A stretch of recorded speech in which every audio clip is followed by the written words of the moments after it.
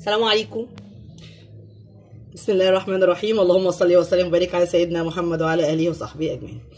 طبعا انتوا شفتوا حلقه البسارية اللي انا خللتها، ما شاء الله كانت الكميه حوالي 11 كيلو. انا كان ليا في الكميه دي حوالي 2 كيلو برضو. تمام. هوريكم. طبعا انا مش هقدر افوت لكم اللحظه ان انا طلعت عليها وهتجنن وهموت عليها وهاكل منها. ماشي. بصوا عامله ازاي. انا ما نقعتهاش، انا غسلتها، حطيت لها زيت بس، والله ولا ملحها كتير ولا مهريه، وما خدتش وقت. احنا كده يعتبر 5 يوم. انا كنت ناويه افتح عليها بصراحه يوم الخميس، ما استحملتش. والله ما استحملت، قاعده بفكر فيها. بصوا عامله ازاي. طب نجرب واحده. بصوا،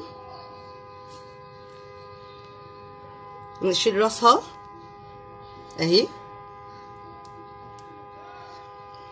انا بصراحه يعني بشيل راسها وباكلها. يعني تقولوا لي بتاكليها ازاي، اقول لكم باكلها كده. بجيب الديل. طب حابين تقشروها اهي،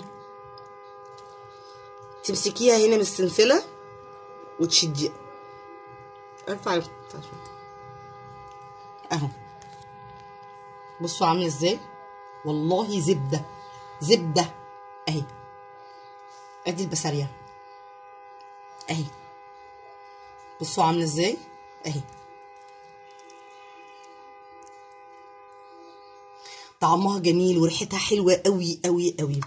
انا حبيت اصور لكم اللقطه ان انا اتفتحت عليها وشفتها، وحطيت لها، غسلتها وصفيت ميتها، حطيت لها الزيت اهو.